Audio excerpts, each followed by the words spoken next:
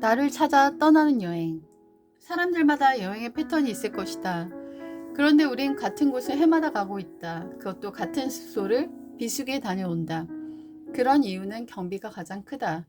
주머니가 넉넉하지 않은 우린 가장 가성비 있게 다녀와야 하기 때문이다. 같은 곳을 같은 숙소에 가면 지겨울 만도 한데 우린 전혀 그렇지가 않다. 바다는 그 정도 수준의 매력을 능가하기 때문이다. 바다에서 넋을 잃고 파도를 보았고 바다멍을 하며 끝없는 대화를 나누었다. 심지어 어제 간 곳을 오늘 갔는데도 또 좋았다. 같은 장소를 여행 기간 동안 몇 번씩 갔는데도 또 새롭고 좋았다. 어떤 분이 해외 오지 여행이 어떤지 묻는 글이 올라왔다. 심지어 악어가 출몰하기도 한다고 했다. 그분이 내 생각에 웬만한 유명 관광지는 다 다녀와서 시시해서 뭔가 색다른 체험을 얻고자 하는 것 같았다. 난 이런 댓글을 달며 말렸다. 저는 가장 안 좋은 위기 상황을 항상 고려하는 편인데요. 아무리 좋은 경험이라도 한 번의 위기가 오면 어떡할까요? 거기서 겪을 환상적 자연을 생각하는 만큼 거기서 일어날 위험한 순간을 생각해 보시면 어떨까요? 사람의 입은 만족을 모르고 사람의 눈도 만족을 모르는 것 같다. 매번 같은 장소 같은 숙소에서 색다르고 멋진 경험을 하고 있다. 여행은 멋진 풍경, 맛있는 음식만이 전부는 아니다. 그곳에서 만나는 이야기다. 왜 책을 읽고 또 읽는가? 읽을수록 곱씹어지는 맛이 있기 때문이다. 여행지를 바꾸고 음식을 바꾼다고 해서 여행의 맛이 깊어지는 것은 아니다. 여행은 말 그대로 쉬러 가는 것이고 일탈 속에 다른 생각을 가지러 가는 것이다. 나를 찾으러 가는 그런 여행인 것이다.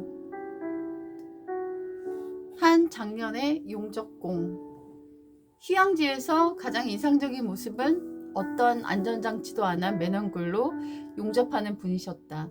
난 그분의 모습을 한참 들여다보았다. 불꽃이 이리 튀고 저리 튀는 일을 하고 계셨고 얼굴에 햇빛에 그을려 구릿빛으로 타 있었다.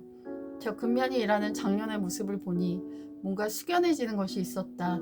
그분이 계신 왼쪽 바다에 날렵한 몸매의 젊은이들이 서핑을 하고 있었다.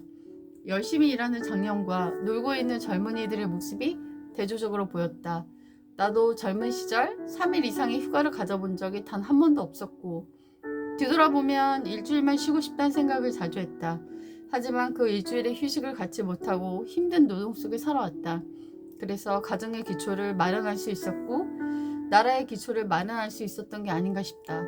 지금은 나이 먹어 프리랜서로 일해서 낮타임은 시간이 생겨 운동이나 산책을 하러 돌아다니는데 추리닝 차림의 젊은 사람들을 자주 본다. 좋은 식당엔 많은 젊은이들이 먹는 걸 즐기고 있다.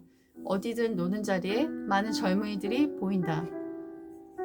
MZ 세대들은 1년 안에 퇴사하는 게 유행인 것 같다. 그리고 힘든 일을 버텨보려고 하지 않는 것 같다. 하지만 힘에 부치는 노동 후 느끼는 차가운 바람을 맞아본 적이 있는가? 그 시원한 감촉은 노동과 땀의 가치를 아는 사람만이 느낄 수 있는 싱그러운 느낌이다. 일하기 싫은 자는 먹지도 말라는 문장이 구릿빛 장년의 노동자의 힘든 노동의 모습 속에서 숙연히 내 마음을 지나갔다. 바닷가 마을. 난 며칠 쉬고 왔다. 거기에서 내 마음은 즐겁기도 했지만 괴롭기도 했다. 그건 어민들의 삶이 마음으로 느껴졌기 때문이다. 그들은 정말 강력하게 호객 행위를 했다. 난 그들의 소리가 살기 위한 몸부림으로 들렸다. 자식들을 먹여 살려야 해서 생존을 위해 생선을 필사적으로 팔고 있었지만 우린 생선을 사 먹지 않았다. 후쿠시마 오염수가 아직 방출되기 전이지만 불안감이 시작된 우리 심리는 생선을 먹는 걸 꺼리게 했다. 사람들도 우리랑 같은지 횟집은 텅텅 비어 있었다. 시골이 점점 빈 도시가 되어간다는 생각이 많이 들었고 길에는 사람이 한 명도 지나다니지 않았다. 식당도 카페도 문 닫아 있는 곳이 많았고 오래 그렇게 방치된 듯 보였다. 점점 시골은 슬럼화되고 고양이만 우는 빈 곳이 된 것 같아 보인다. 시골의 가게들은 외국인들이 자리를 차지하고 있었고 그들의 노동력이 없이는 더 이상 유지 자체가 어려울 듯이 보였다. 시골이 붕괴되면 도시도 도미노처럼 무너질 수 있다. 그리고 무너진 도시들이 방치되면 야생 동물들이 거기에 접촉되어 전염병의 온상이 될 수 있다. 이미 새들이 옮겨오고 있다고 학자들이 말하고 있고 동물이 접촉한 풀들로 오래 인해 캠핑이나 차박 등 오염된 자연과 접촉된 인간에게 충분히 옮겨올 수 있다. 다시 코로나도 재빠르게 재감염되고 있고 목감기 등이 여름에도 기승을 부리고 있다. 빈부격차의 심화로 그들만의 리그로 사는 경우가 많은데 빈민층의 붕괴와 시골의 슬럼화는 결코 부유한 사람들이나 도시인들과 무관하지 않다.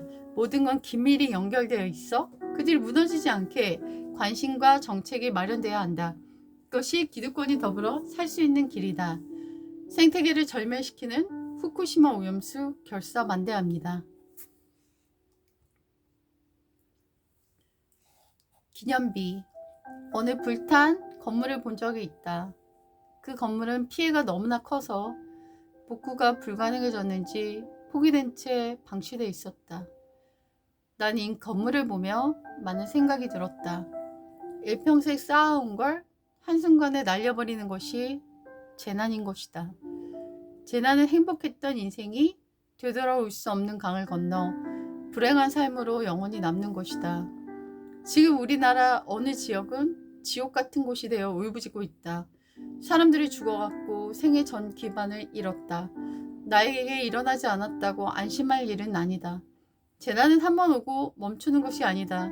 한 지역만 반복되는 것은 결코 아니다. 어느 지역이든 불청객은 찾아온다. 이제 기후재난은 시작되었고 전 세계 어느 한 군데도 안전한 곳은 없다. 교육 때문에 이민 간다는 분들의 글을 읽은 적이 있는데 지금은 교육의 문제가 아니다. 사실 사느냐 죽느냐의 기로에 있다는 걸 기후로 체감하지 않는가? 기후가 어려워졌지만 그래도 사람이 살아온 익숙한 환경이 낫지 않을까? 미국도 대학 가는 사람이 점점 줄고 있다. 우리가 중요하게 생각한 가치관의 판이 기후의 위기로 다 흔들릴 거라고 생각한다. 성경의 지혜로운 자의 마음은 파티에 가 있지 않고 장례식에 가 있다고 한다. 재난의 상황을 항상 기억하고 기념해야 한다. 그리고 재난당한 사람이 바로 내 가족과 내 친척인 것처럼 마음 아파하며 십시일반 도와야 한다. 그러면 내가 재난당했을 때도 도움이 부메랑처럼 돌아올 것이다. 우리에게 종달새처럼 다정하던 자연은 이제 사나워져 독수리처럼 내 가족과 내 집을 공격하며 심지어 내 어린 자식을 해칠 수 있을 만큼 사납고 난폭해졌다. 마음의 준비를 단단히 하고 파티를 끝내야 한다. 풍선과 폭죽을 치우고 케이크의 단맛을 치우고 심폐소생술을 배우고 화재 예방을 배우고 가뭄과 홍수와 태풍과 쓰나미와 지진에 살아남을 수 있는 결연한 마음가짐과 실질적 지식을 익혀야 한다. 내게 불길한 얘기만 한다고 듣기 싫다고 뭐라고 하는 사람들이 꽤 있다. 성경의 많은 왕들은 자신에게 듣기 좋은 말만 하는 사람들을 곁에 둘 때 무너져 갔다. 쓴소리만큼 이 시대에 들어야 할 소리가 있을까?